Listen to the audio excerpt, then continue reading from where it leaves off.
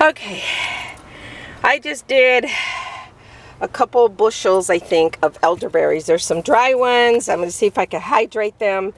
And there's some fresh ones that still have the white stuff on them. So I have to be very gentle because it's like in the middle of summer. Well, it's in end of August, and I'm in the valley, and I'm near a river, and I spotted them along the freeway. So if you see one big elderberry, from what I gather, if you see one big elderberry, if you see one, I know I look like I feel like I look. Sorry. So if you, and I've been in the heat, so if you see one big elderberry tree, then know this, that there's a whole bunch of elderberries around. And you have to be cautious of where your surroundings are. I mean, last year we went up in the mountains, and there were bears. And so we had to take a little bit of ammunition so that we could make sure that the bears wouldn't, if they came, we would have some source of defense. It was nice, pristine, and I thought, oh, I want to go back up there. So I was waiting and waiting and waiting for a phone call. Let's go pick elderberries. And I kept bugging, but I know people have things to do. So as I was driving, I said, gosh, I want some elderberries. And I was driving through to Midtown, and I saw a huge elderberry bush. And I thought, oh, and that was last month. And I said, I don't know how to get there. So I went to this local sporting goods called REI, and I like getting my shoes there. And I asked her, how do you get to the river? And we have a lot of homeless. I'm not discriminating, but we do have a lot of homeless. My father used to feed people who traveled, people who traveled. And Mama, it's like they knew where my mother lived because they would always knock. I remember as a kid, Mama would feed them. She'd make a couple of bologna sandwiches and feed the homeless that were traveling, because we live right next to the railroad tracks. So there happens to be a railroad track over there. So there's some buildings over here.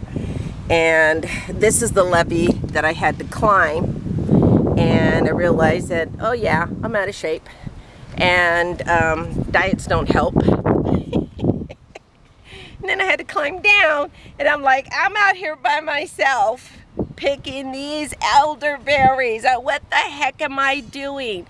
And I was like, oh, that lady that introduced me to these elderberries. But after I started, I found them, and then they were dry, and some were dry. But don't give up. You just got to keep on pushing forward to see if you could find that elderberry tree. And I was looking for the big trees, and then I found there's a whole bunch of elderberries, and I look a mess because I had to pull down, and it's hot, it's dry, it's dusty, and I had to pull them down and pick them by hand. See my hand? But I wanted to just do it. So I did it maybe impulsively. I didn't plan it. So I went ahead, and as I was leaving, I said, okay, there's no more. And I seen a camp of the homeless, and I just didn't want to disturb that. And so I went out, and I went around. I saw another little trail, and so I saw a small elderberry tree. So there's little budding elderberry trees, and so they had some nice fresh elderberries, because the ones that I saw, the big ones, they were pretty dry. So I went along, and then I went through a briar bush. It seemed like a dried up briar bush. I got scratched up. You can see my feet. See my feet? My poor feet sees. Yeah, I went in with a dress. You see an elderberry on my toe. See, there's an elderberry on my toe. Yeah. I'm gonna take a nice long swim when I get back. Anyway, so so I went ahead, and I saw little ones, and then I was able to find these little ones here. So if you're foraging for elderberries, don't give up. It's still good. I think it still depending on where you at. Our elevation is 31 feet from the sea level, and I guess it depends on elevation. Look at those beautiful elderberries. Oh, See, I wish I had found, last year we found these, but it was a different time of the year. So, but I lucked out and I got probably maybe 8 pints. That's gonna make about 8 pints of jelly or jam. And I'm gonna see if I can rehydrate the dry ones. So I figure, well, we'll see and see what happens. I'll rehydrate them and maybe I can or I can't.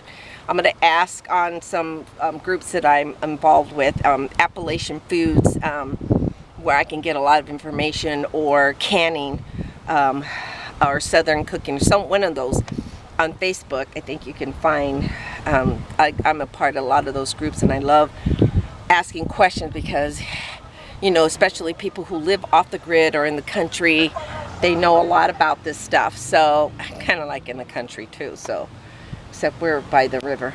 Anyways, so I found these nice small bushes of elderberry, and I was able to forage and harvest some of those, and I was happy. And then during the time as I was getting them, I was like, oh, this person who introduced me to these elderberries. But then as I got them and I started putting them in I went and I got a bucket out of my car, and I got them, and I thought, at the end I said, God bless her. I'm so glad she introduced me to these elderberries, because I would never know about them if it wasn't for her. So to you, Eileen, thank you, my dear friend, for introducing me to elderberries. And I feel like I've been initiated. Yes, because I did it all by myself. Okay, I'll talk to you later. All right, bye. I'm gonna go get cleaned up.